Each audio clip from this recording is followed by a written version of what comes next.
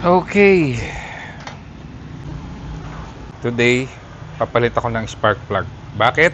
Magpapalit ako kasi siguro 2 weeks ago na in-start ko yung auto. From time to time kasi ini-start ko to since hindi ko naman madalas magamit. Pag-start ko, palyado. Tapos sa pan-checking, ayun nga, pundido yung dalawang spark plug. Tapos naghalungkat ako dyan sa tambakan ko ng mga gamit. Nakakita akong pamalit. Merong slight difference sa dating nakasalpak, pero ginamit ko pa rin. Nakaramdam ako ng slight improvement. Let me explain. Dati nakasalpak ganitong spark plug. Ayan. Yan. Normal spark plug NGK. Tapos ang sinalpak ko is ganito.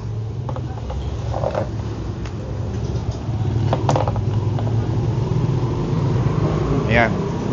Kita nyo ba yung difference? Ako akala ko kasi lahat ng spark plug sa size lang nagkakaiba. So yung dating nakasalpak ito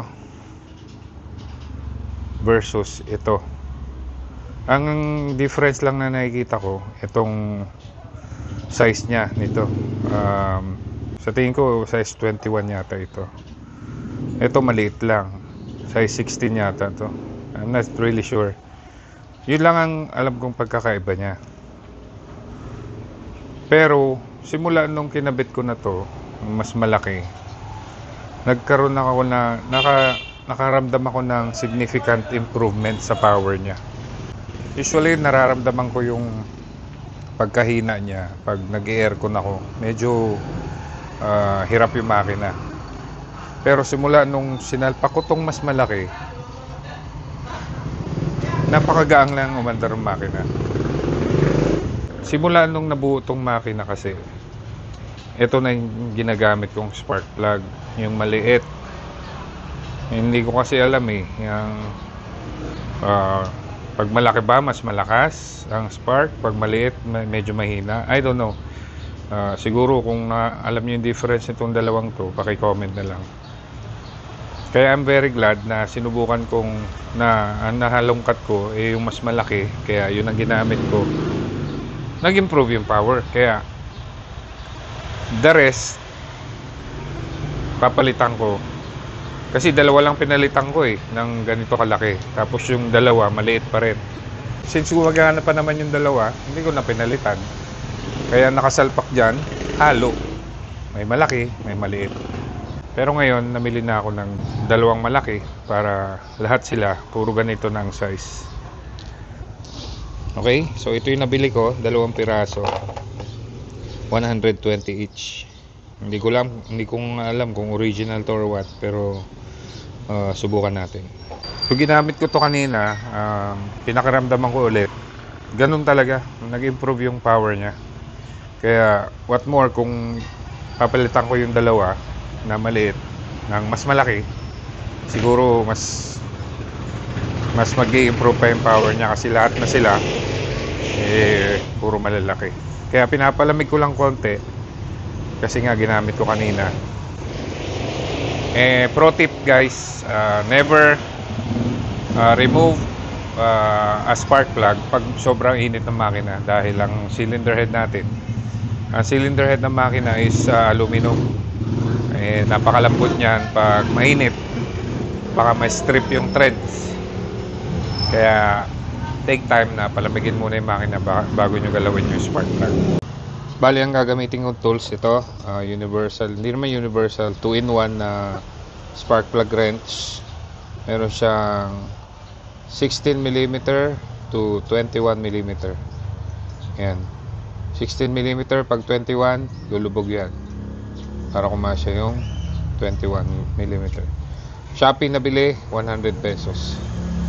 Tapos power wrench, power tools, haluan natin ng extension na may G's.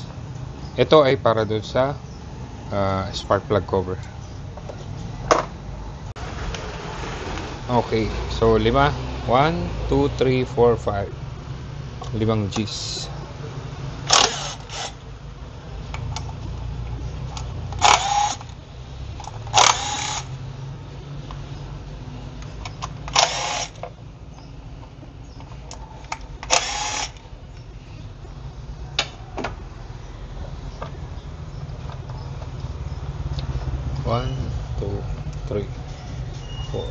5.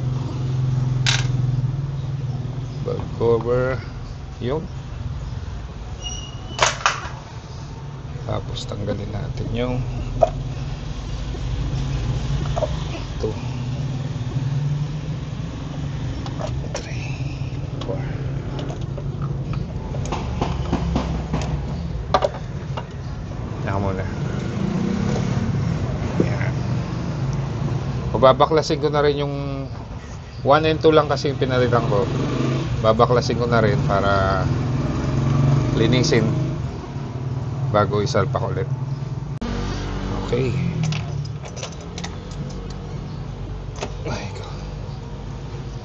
Remember guys, paalala lang sa pagtatangga sa pagtatight sa paghihigpit ng spark plug, huwag kayo manggigil. Pag inikot nyo, ikutin nyo muna hanggang sa sumagad na siya, tapos ganun lang, konting pihit lang. Huwag kayo manggigil, baka ma-lost thread. And speaking of lost thread, na-strip ko na po yung dalawang thread dito sa 1 and 2.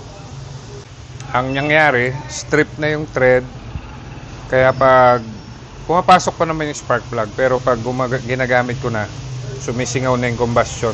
So since na-strip na yung thread, meron na siya mga gaps, hindi na siya airtight, kaya yung combustion sumisingaw, kaya yung spark plug wire niya niluluwa niya or binubuga niya.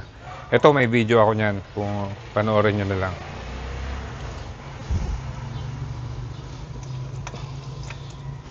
So number 1, tanggal. So since malalim yan, ang papangkuha ko, ito, gagawin mo lang. Ayun na, huli. Silipin mo yung, silipin natin yung yung nilagay kong thread sleeve, thread insert pala. Yan, yung bilog na yan. Maayos pa. O simula nung kinabit ko yung thread insert na yan, naging okay na, wala nang singaw. Medyo ano nga lang, medyo mahirap nga lang gawin. Kailangan tsambahan, hindi naman tsambahan, kailangan one shot lang kasi magre-retread ka, tapos yung mga rebaba nung niretread mo mahuhulog sa combustion chamber. Kaya ako, yung ginawa ko, binacuum ko as much as possible, binugahan ko ng hangin para hindi bumara sa or umipit sa mga barbula. Fortunately enough, hindi naman nangyari yun, kaya sinuwerte tayo. Dito naman tayo sa number 2. Pansinin nyo yung higpit ng spark plug ko, konti lang. Oh, yun na, diba?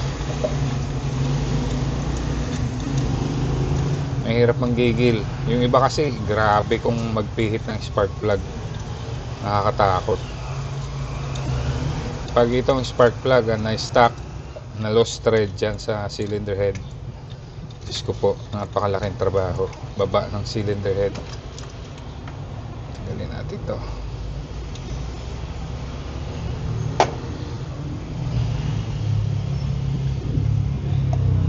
Yung 2 down. Ito sa number 3.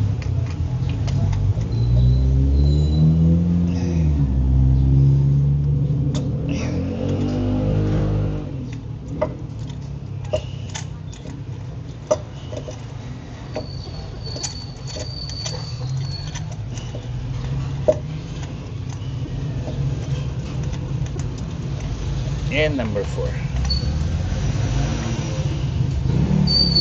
Ay, puta, tayo.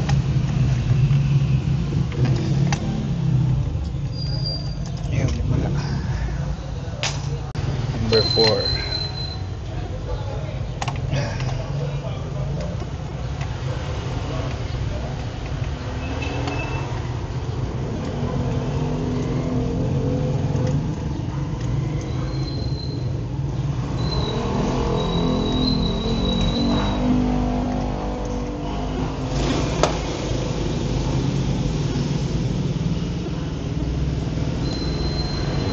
3.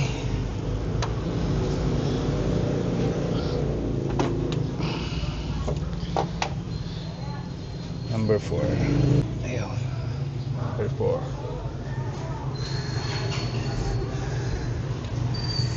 Alright.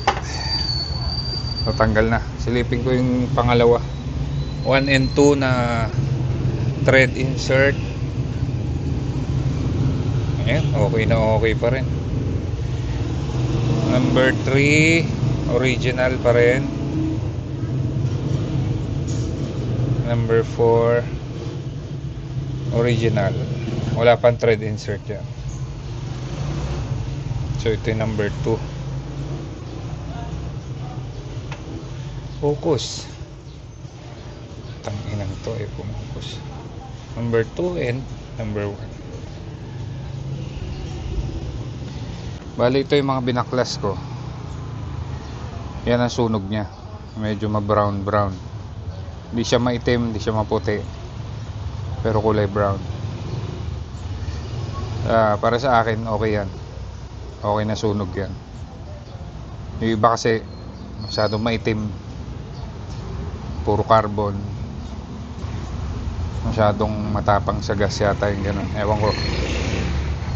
Pero ito okay.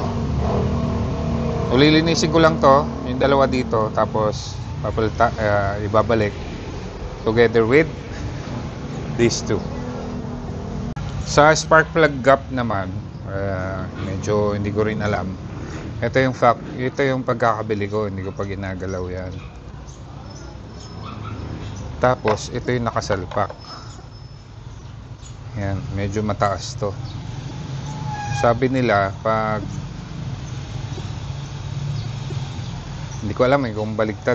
Pag mas malapit tong tip doon sa probe, mas maganda raw acceleration, parang ganoon. Ewan ko kung baliktad. Kaya hindi ko na siguro gagalawin to. And hindi ko na rin gagalawin to. Bahala na. Hindi ko alam yung correct gapping ng spark plug. Nalinisan ko na yung dalawa. Yan. Ano lang, fine wire brush lang ang ginamit ko. Yung iba sobrang carbon buildup, kaya yung iba kailangan lihain. Pero ito wala namang carbon buildup, kaya binrush ko lang.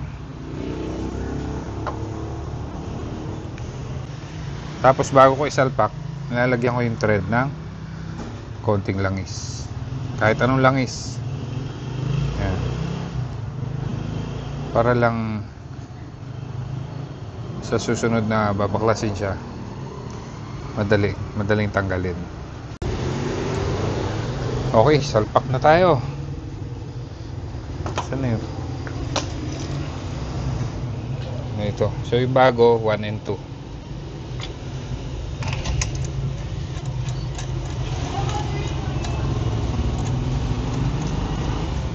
So again, pag hihigpit ng spark plug, huwag kayo manggigil. Ayan, tumigil na, di ba? Tapos konting lang. Hop, ayos na yun.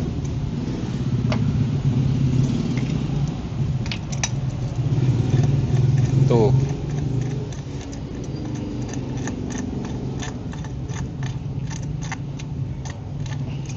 Tumigil na. Hop, konting ganun lang. Ayos na. 3.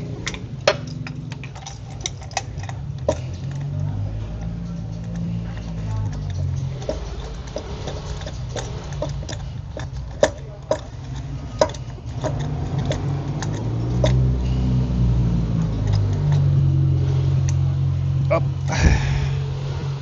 4.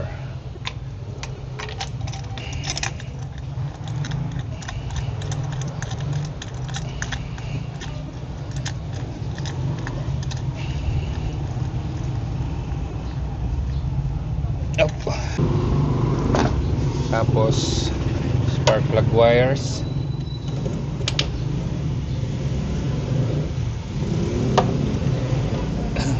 Number 1.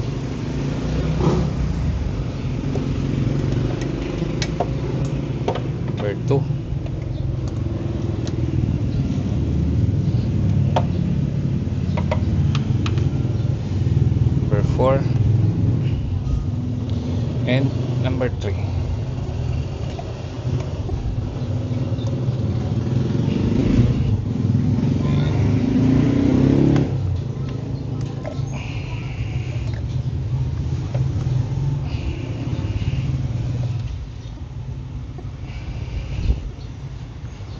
Double check.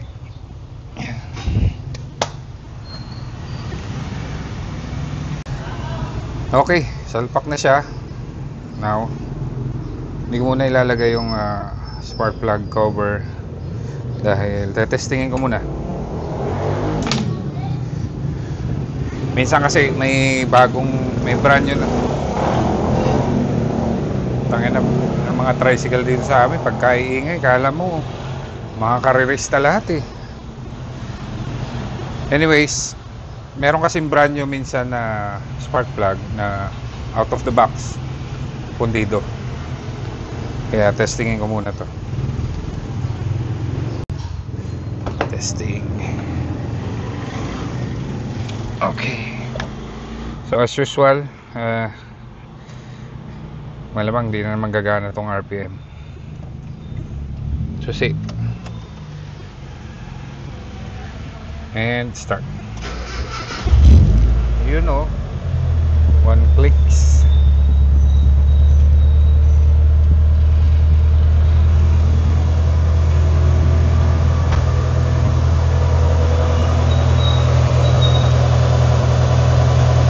Alright. So gumagana lang yung spark plug. Itong tinanggal ko,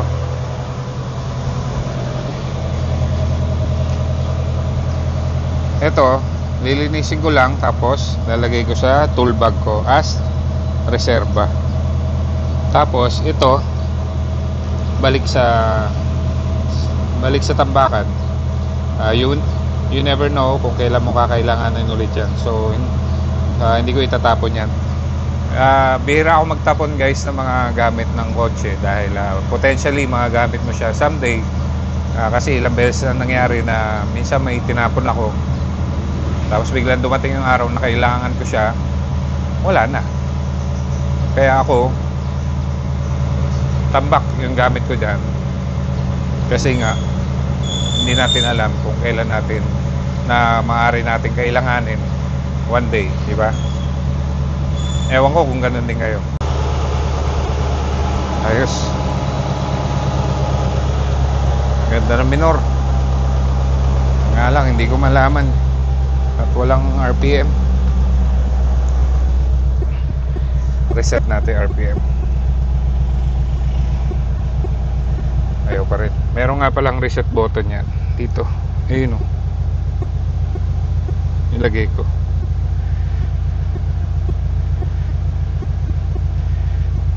Para pwede i-reset yung RPM. So reset. Ayaw. Magana.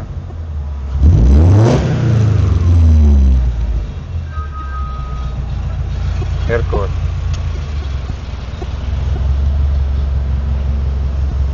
Ayan, naka-aircon na.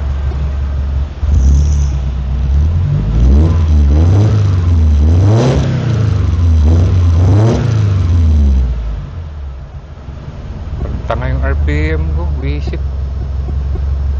Ayos na.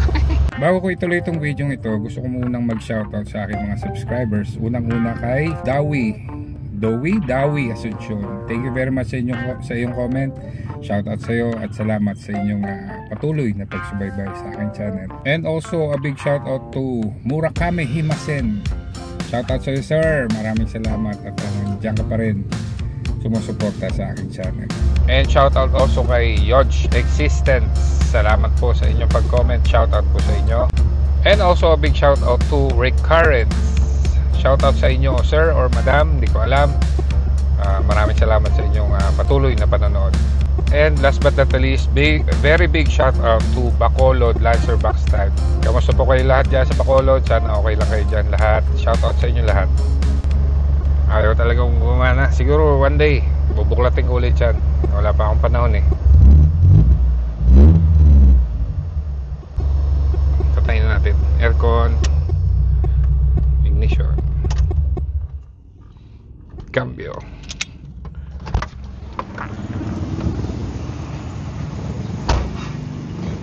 Balik ko na yung spark plug cover.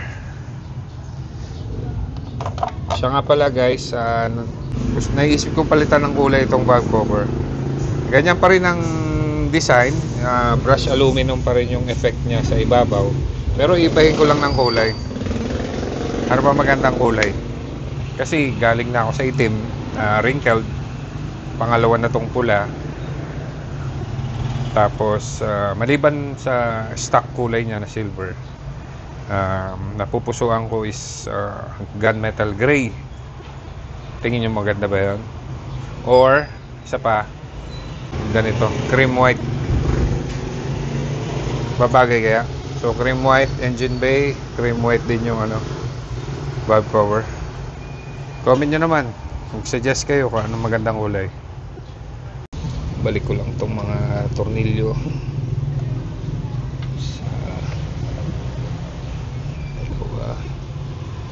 dito rin guys, sa tornilyo dito. Huwag kayo manggigil sa paghigpit dahil aluminum to, madaling ma-lost thread. Swerte nga ako at itong valve cover ko is kompleto pa yung tornilyuhan. Yung iba kasi basag-basag na, tsaka puro lost thread na.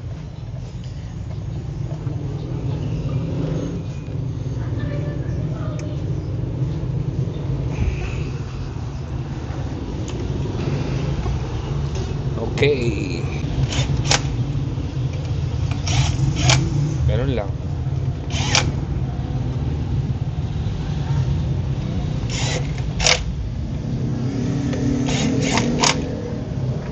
Yun.